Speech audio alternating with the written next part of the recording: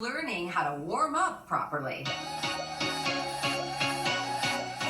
Helping us get our workouts off to a great start is Matt Friedman from Revolution U. Hey Matt, so what's the goal of a warm-up? I like to think of a warm-up as sort of firing up the muscles that I'm going to be using during that workout. So what we want to do is create sort of blood flow going to the muscles that we're going to be using during the workout. So warm-ups are important. They're sort of critical for your performance, both physically and then also mentally. A lot of us learn how to warm up in grade school gym class or in maybe a team sport, and that was to stretch, hold a static stretch, but that's no longer considered effective for a warm-up. Why is that? Research now is showing that that can actually hinder your performance during your workout. The best thing to do is to sort of, as a rule of thumb, is to think to yourself, all right, here's what I'm going to be doing during the workout. I'm just going to do an easier version of that. So for instance, if you're going out for a run, start out going on a mild walk, a jog for a few minutes, and then work your way up. So in general, I like to think of my warm-ups as being 5 to 10 minutes. Of course, that's going to depend on what you've done immediately prior to your workout. You know, if you're just waking up and it's 5 a.m. and you still got sleep in your eyes,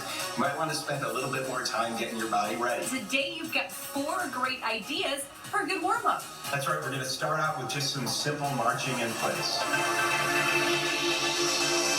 So we're just marching in place, you know, slowly getting that synovial fluid, moving around, lubricating our joints. Now I'm going to add a little bit of a twist, just a little spinal rotation. I love adding the twist in there because now I really know that I'm moving.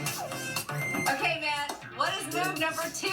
Move number 2, I like to do some simple body weight squats. So first you want to get yourself set up. You want your feet about hips width distance apart, and then we're just going to squat down and stand up tall.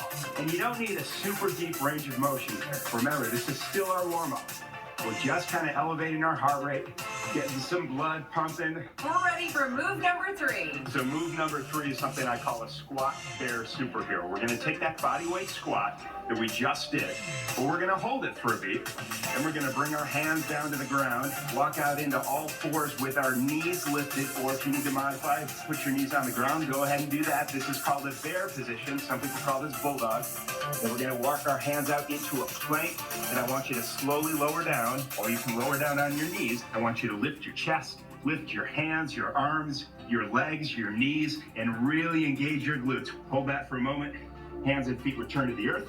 We do a push-up or a push-up on your knees, walk into bear, walk back into your squat, really own your squat here, and then stand up tall. And our next warm-up exercise is something a lot of us wouldn't consider a warm-up.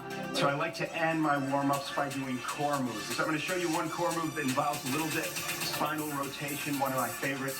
We're on our bottoms here.